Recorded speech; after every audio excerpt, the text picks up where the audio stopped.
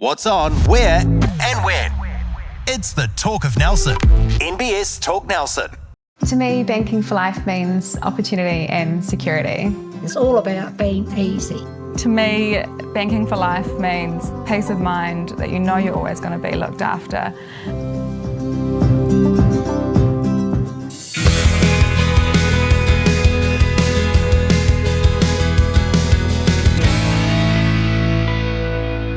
Hi everyone and welcome to NBS in the Community. Today we're talking about one of Nelson's most iconic and loved events. It's the NBS Dancing for a Cause. I'm joined today by Emma Silke French from Dancing for a Cause Trust. Hello. Hello Emma, how are you? And also Gina Dellabarca, who is the CEO of NBS. Lovely to have you here. Thank you. First of all, Emma, quite a background in dancing, or is it officially ballroom dancing, or what's the term we should be using? Yeah, so I'm old school. I'd call it ballroom dancing, but officially it's dance sport. Dance sport, there we go. And you've been doing it since quite a young age. Yeah, I started when I was 6 years old. Wow. So massive amount of years have been spent in the dance studio with high heels on, for sure. And you've actually reached a pretty good level, haven't you? Because you've represented New Zealand before. Yeah, several times actually.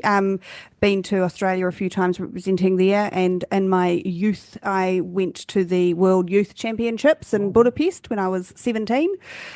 Bit of a highlight there, so that was exciting. And I've managed to accumulate a few New Zealand titles, so pretty happy. So is Nelson, I remember when I grew up that we were quite good at roller skating, but ballroom dancing, have we had quite a bit of a pedigree in that? Yes, we certainly did. Certainly in my day, there was a massive amount of really good, talented dancers coming out of Nelson, for sure. Yeah, right.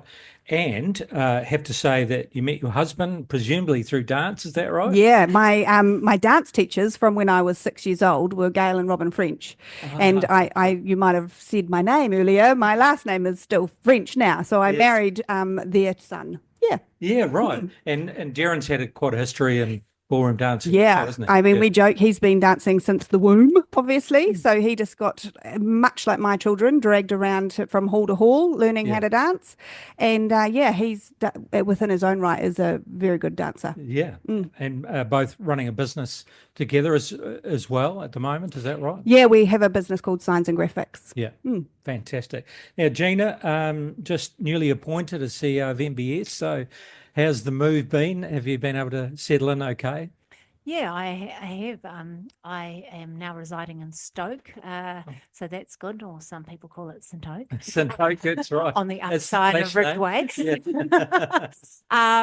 So 6 months, 7 months in the role, and really enjoying it, loving the people and the clients, and what NBS stands for, which is around the community. So Dellabarca, we know that actually as a Nelson name, but you're not originally from Nelson, are you? You hail from up north, is that right? Wellington, so Eastbourne Dellabarcas.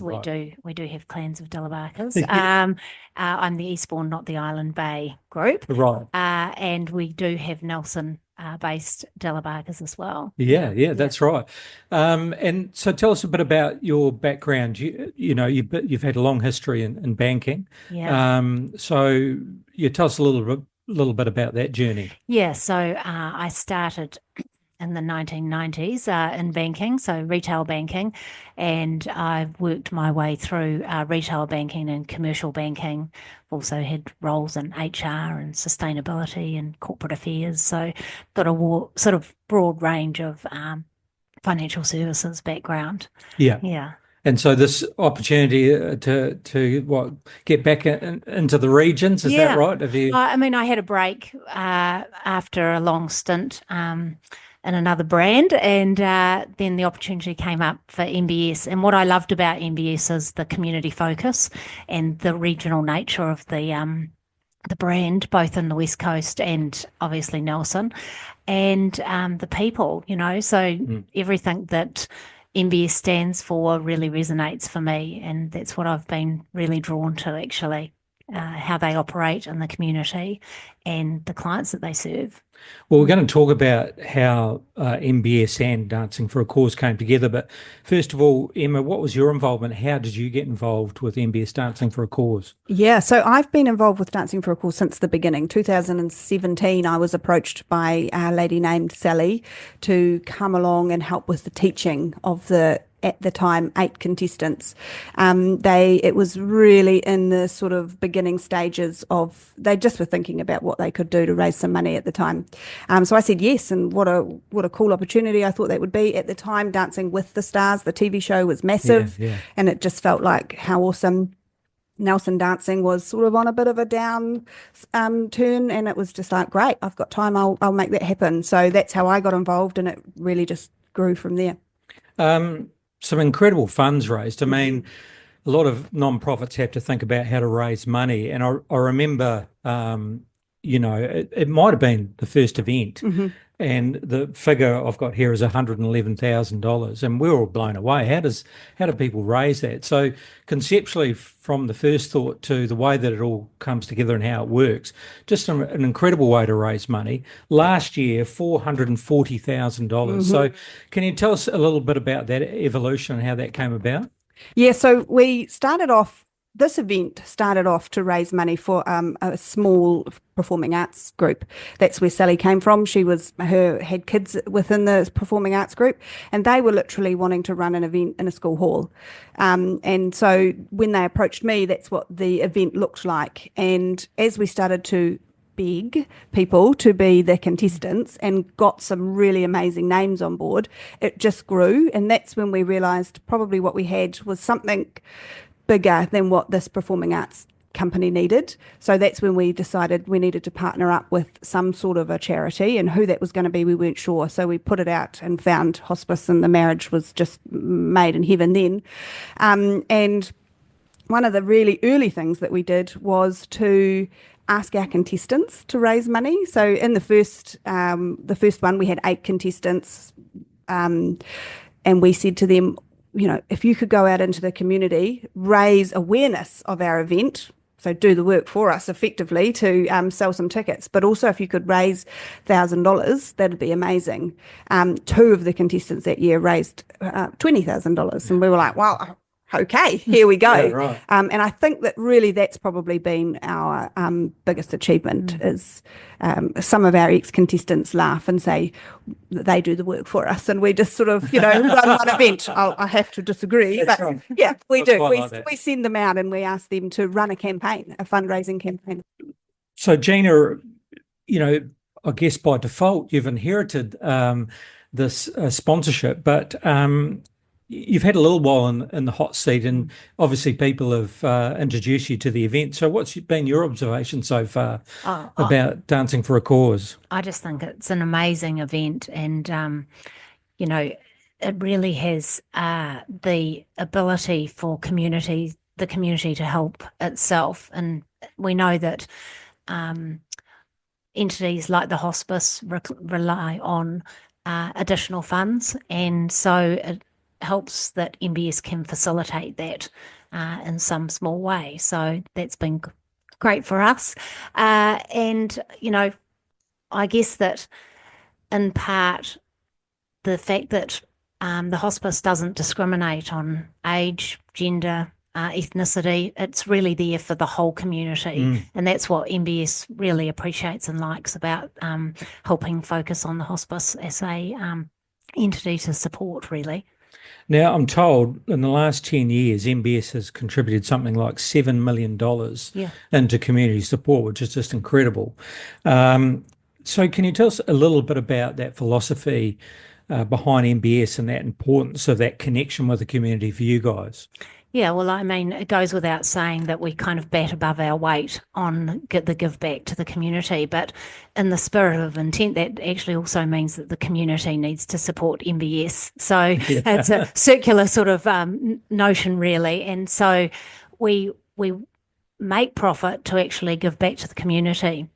that we serve, and that includes clients and supporting, entities like the hospice. Yeah, it really is about supporting the communities that we're in, including Nelson and the West Coast. Well, I mean, it's the oldest bank in in the region, isn't it? So, and it's been around a while, and it must be working because quite a few branches now, haven't you? There's been some growth in the past years, and so that must be working. So, and most of us know someone in the NBS who's involved one way or another in the community. So that that support that you're giving must be coming back. Yeah, it is. I mean, the thing is for us is that we are local, and we have branches in places that other banks aren't available to, in places like Murchison and Takaka. And you're right, local people serving local clients and the local community, and that's what we've been about, and we've been about for over 160 years, and we intend to continue with that. So we appreciate all the support that people give us, and we want to reciprocate that by giving back to the community. And I guess one of the things, I mean, you would have noticed in your career is things are becoming more online, more remote. But one of the things that NBS offers is you can pretty much walk in the door and sit down with someone and have a chat. That's right. Yeah. And importantly, often when people are dealing with their finances, they want to see the whites of somebody's eyes. To be honest, they do really want to still experience that connection with another person to help guide them. I often use the analogy, we're like a handrail. We're there when you need us, in both the good and the bad times. And just having that local connection for people, I think, makes a huge difference, whether you're a client that has term deposits or, deposits or call accounts, or whether you're, getting your first home or downsizing. There's always moments of truth for clients that they need a personal service, and that's what NBS is. A bit of understanding, I guess that's the thing, isn't it? So, Emma, let's talk about the event coming up. So, 2 shows. So, tell us about what happened there. What happened there? Truthfully, we grew. I always refer to our event as the little engine that could. Like I talked a little bit before about how we started off supposedly going to be in a small hall, and the growth, even fundraising, has just been massive. And what we've found is basically the tables became a nightmare for us. We had 49 tables to sell, and everybody and his dog wanted to have a table. Right. And we were at risk of turning people away and putting them off to the point where they're not going to come to our event anymore. So that was probably the main reason for us adding a night. And then as it moved forward, our costs have risen and all sorts of things. And so we're doing 2 nights. It's first time. We're going to trial it. And hopefully what it means is it makes us a bit more sustainable. And so how's that going? So Friday, 16th of May at 6:30, is that right? Starts at 7. Yep. Starts at 7, but be in early. Yeah, get a seat, yep. And then you've got Saturday, 17th, also starts at 6:30. A lot of people were talking to me about, they knew I was going to do this podcast with you, and they said, well, how does that work? Because, Saturday night's where they pick the winner. So what's going to happen on Friday night? So how's that going to work? Yeah, look, we took a lot of time and energy in the background. We knew we wanted to do 2 nights, but how's it going to work? Everyone wants to know that. So effectively, we're running the show twice. So one of the feedback points that we get from our contestants is, I want to do it again. They work their bottoms off for such a long time, and then it's one and done. So what we're doing is the entire show runs twice, exactly the same. Friday night, one of the amazing things to come and see is the person who wins gets to dance again and do a honours dance, we call it. So we, on Friday night, will be having a People's Choice Award, and that is decided by the people sitting in the audience. So we do have our 3 judges. They will be giving their feedback and their scores, but the end of the night on Friday will come down to who you vote for up in the stands and on the tables. Then on Saturday night, you'll come, the same show will run again, and the judges' scores from the 2 nights will be put together. Right, okay. Yep. So they still judge on the Friday. Yes, yeah. But it does go collectively. Yeah, and then our overall winner is given the award on the Saturday night. So there'll be 2 awards given, one on Friday, one on Saturday. And the interesting thing is that even in years gone by when we've done dress rehearsals, some of our dancers can improve immensely or not do so well the second night. So it really is anyone's game, and it could be 2 quite different shows depending on how people go. Yeah, because you're quite right. That second opportunity gives them a chance to work on some stuff, or if you didn't find that you quite hit it, and you know that you've got a bit of work to do the next night. You could pull it off, couldn't you? Yeah, so, absolutely. Yeah, so it brings a bit more competition. Gina, have you thrown yourself around a dance floor in the past? I would say probably 2 left feet, so I would not be on the nomination list. Everyone says that. I haven't met someone yet who's got 2 left feet. I disagree. It's better with a calculator. We could incorporate that. Yeah, no, I'm about the same, like concrete, stiff as a board. So tell us a little bit about some of the past. We've had someone actually from India win it. Yeah, one of your staff members, previous staff members, Abby Cook, she was past winner. Yeah, she won in 2 times ago. Absolutely fabulous rock star of a human who raised a huge amount of money for us. Yeah, fabulous. So some fantastic winners in the past. I've got a list we can go through quickly of the contestants. We've got Wendy Blinko, sponsored by Fitzgerald Construction, Anna Hay from Foursquare Brightwater, Reese Black, SBA Accounting, Steph Collett, sponsored by Telfers. We've got Blair Cameron putting his hand up, sponsored by Farm Shop at 185. Ed Shuttleworth, who did the big run across Colton Bay. Yes. So you guys all went to meet him? Yeah, we did. Yeah, what an amazing human.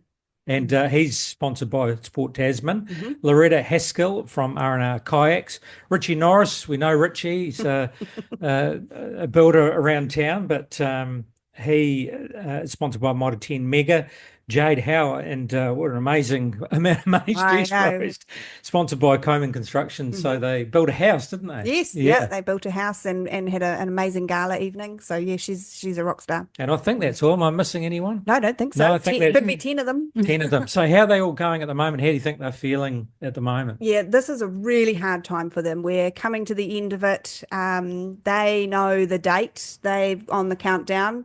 Picture yourself having to do something that you've never done before in front of 2,000 people. I mean, that's scary for anyone, but they are all absolutely amazing. We're right on track. Everyone's training really hard, getting on really well with their partners. It's just, I can't wait to see, they won't say this, but I can't wait to see them out there on the dance floor. That's right. Yeah.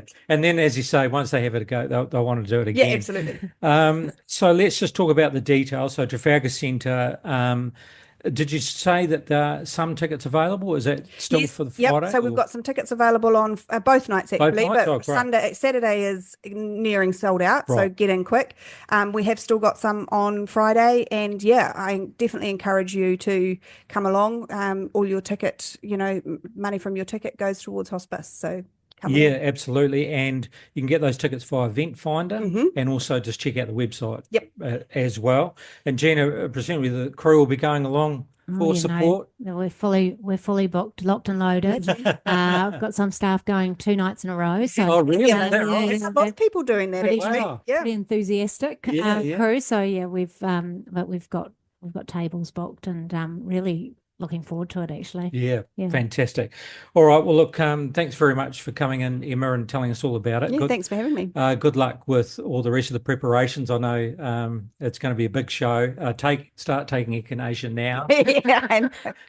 Thank you. And then ease your way out. Way out. There's also the tidy down as well, so you'll have a well-deserved break. But good luck with the event. I'm sure it will go well. Thank you, Gina. Thank you very much. Welcome to Nelson. It's great to have you part of our community and continuing the good work. And I'm sure we'll see you around many places in Nelson. Looking forward to the weekend in the event, and thanks for the opportunity to have a chat today.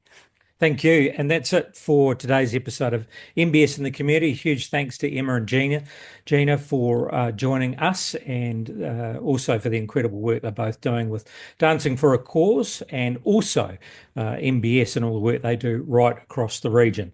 If you'd like to support the event, don't forget to grab your tickets, tell your friends, and let's help make a real difference. with our local hospice. Thanks for listening, and we'll catch you next time on NBS in the Community.